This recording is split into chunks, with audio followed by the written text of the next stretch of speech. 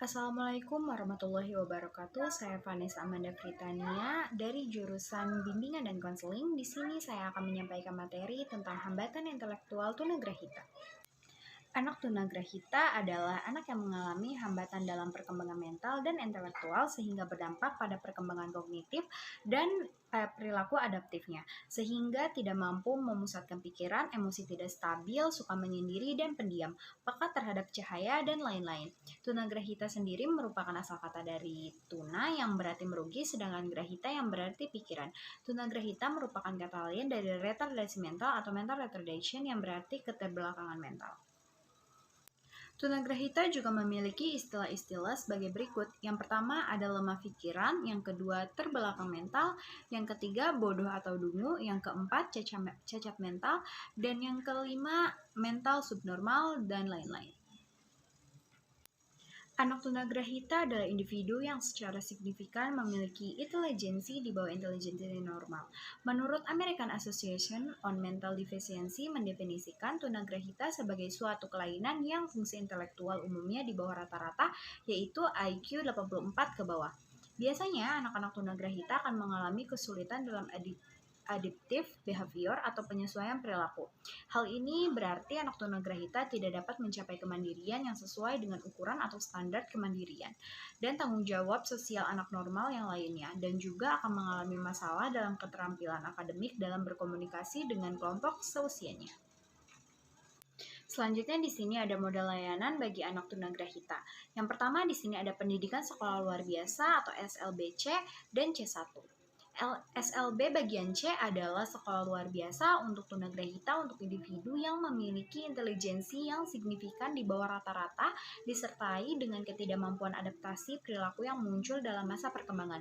Pembelajaran untuk tunagrahita ditujukan pada kemampuan bina diri dan sosialisasi. Klasifikasi tunagrahita berdasarkan pada tingkatan IQ. Yang pertama ada tunagrahita ringan dari IQ 51-70, ada tunagrahita sedang dari IQ 36-51, ada tunagrahita berat dari IQ 20-35, dan ada tunagrahita sangat berat IQ di bawah 20. Selanjutnya di sini ada kelas transisi. Kelas transisi diperuntukkan bagi anak yang memerlukan layanan khusus termasuk anak tunagrahita. Kelas transisi sedapat mungkin berada di sekolah reguler sehingga pada saat tertentu anak dapat bersosialisasi dengan anak lain. Kelas transisi merupakan kelas yang dipersiapkan dan pengenalan pengajaran dengan acuan kurikulum SD dengan modifikasi sesuai kebutuhan anak. Baik, selanjutnya di sini ada pendidikan terpadu. Layanan pendidikan pada model ini diselenggarakan di sekolah reguler. Anak tunagrahita belajar bersama-sama dengan anak reguler di kelas yang sama dengan bimbingan guru reguler untuk mata pelajaran tertentu. Jika anak mempunyai kesulitan, anak tunagrahita akan mendapatkan bimbingan atau remedial dari guru pembimbing khusus atau GPK dari SLB terdekat pada ruang khusus atau ruang sumber. Biasanya, anak yang belajar di sekolah terpadu adalah anak yang tergolong tunagrahita ringan, yang termasuk dalam kategori borderline yang biasanya mempunyai kesulitan dalam belajar atau learning difficulties atau disebut dengan lamban belajar atau slow learner. Selanjutnya ada program sekolah di rumah. Program ini diperuntukkan bagi anak tunagrahita yang tidak mampu mengikuti pendidikan di sekolah karena keterbatasannya. Misalnya sakit. Program dilaksanakan di rumah dengan cara mendatangkan guru PLB atau GPK atau terapis.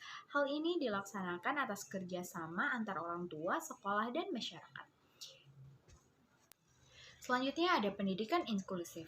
Sejalan dengan perkembangan layanan pendidikan untuk anak berkebutuhan khusus, terdapat kecenderungan baru yaitu model pendidikan inklusif. Model ini menekankan pada keterpaduan penuh menghilangkan liberalisasi anak dengan prinsip education for all. Layanan pendidikan inklusif diselenggarakan pada sekolah reguler. Anak tunagrahita belajar bersama-sama dengan anak reguler pada kelas dan guru atau pembimbing yang sama. Pada kelas inklusi, siswa dibimbing oleh 2 orang guru, 1 guru reguler, dan 1 lagi guru khusus. Guru khusus memberikan bantuan kepada siswa tunagrahita jika anak tersebut mempunyai kesulitan di dalam kelas. Semua anak diberlakukan dan mempunyai hak serta kewajiban yang sama, tapi saat pelayanan pendidikan inklusif masih dalam tahap rintisan. Selanjutnya di sini ada panti gria atau rehabilitas.